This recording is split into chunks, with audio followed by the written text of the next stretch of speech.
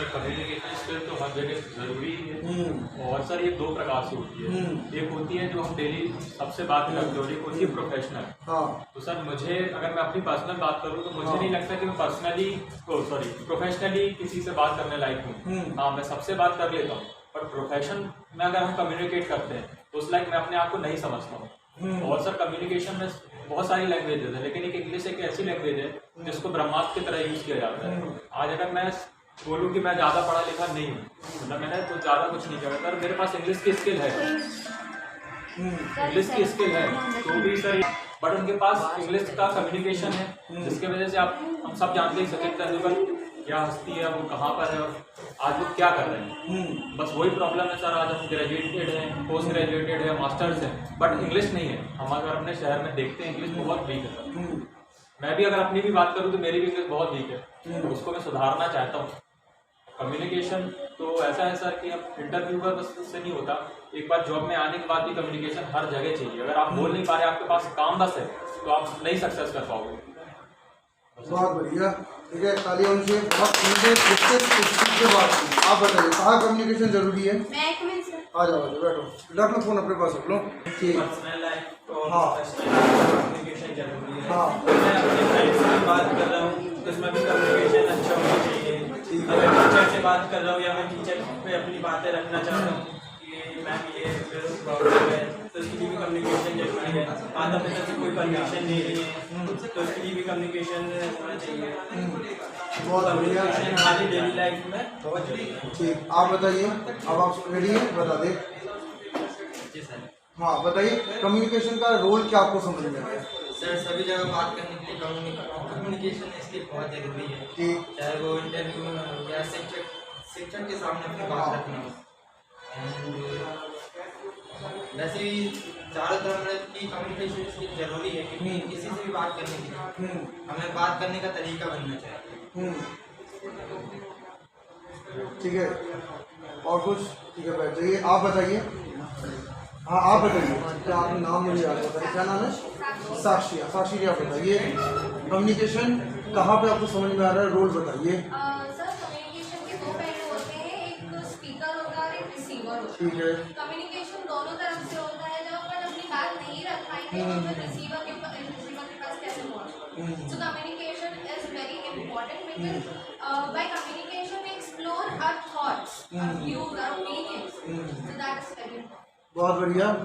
साक्षी के लिए बताइए, मैं बताना चाहूँगा हैंड मूवमेंट के साथ में था, आपके हैंड मूवमेंट भी कम्युनिकेशन में देखे जाते हैं। ठीक है, अब लास्ट के हमारे जो दो बच्चे और हैं तो स्टार्ट कर लीजिए, यहीं से स्टार्ट कर लो। आप पता है, फिर आप बताइए आपके लिए लेवल पे कम्युनिकेशन क्या है?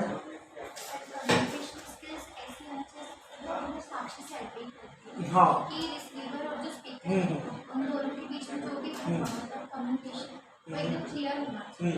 कम्युनिकेशन का पहला स्टेप तो यही ठीक, सबसे पहले हमारा, और उसके बाद हमारी बॉडी लैंग्वेज, हाँ। हम बोल रहे हैं।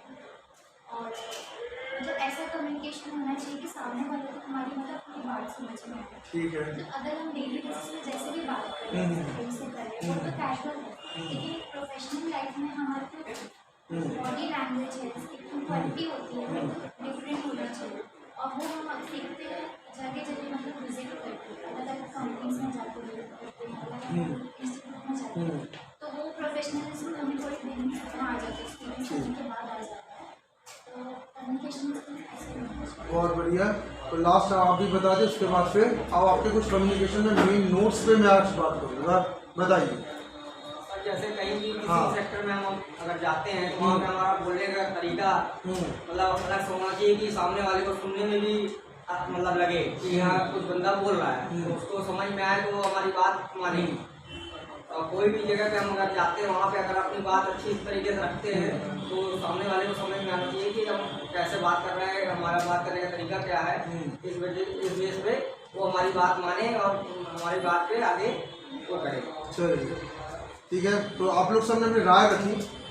अब कम्युनिकेशन में पढ़ाई के साथ आपको दो लेवल का कम्युनिकेशन सीखना बहुत ज़रूरी है।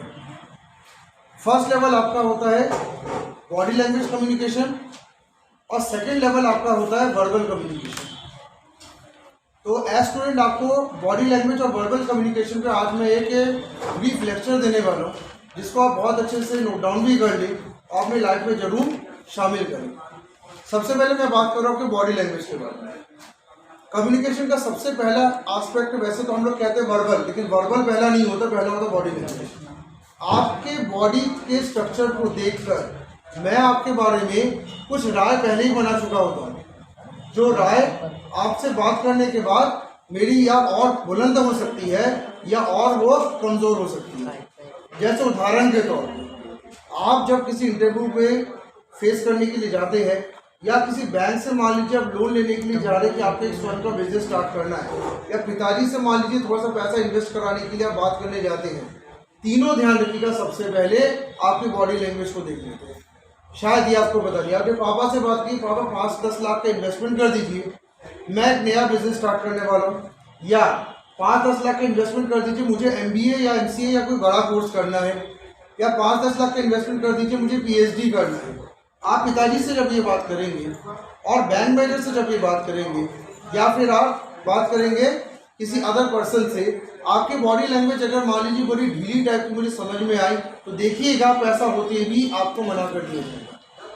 ज़्यादातर ध्यान रखना, आपको इन्वेस्टमेंट मिलता क्यों नहीं है मार्केट से, आपके पिताजी आपको इन्वेस्टमेंट देते क्यों नहीं। इसका मेन कारण क्या है, आपकी बॉडी लैंग्वेज ही अगर ढीली है तो सामने वाला ने पहले बॉडी लैंग्वेज देखा, कम्युनिकेशन नेगेटिव जा चुका है।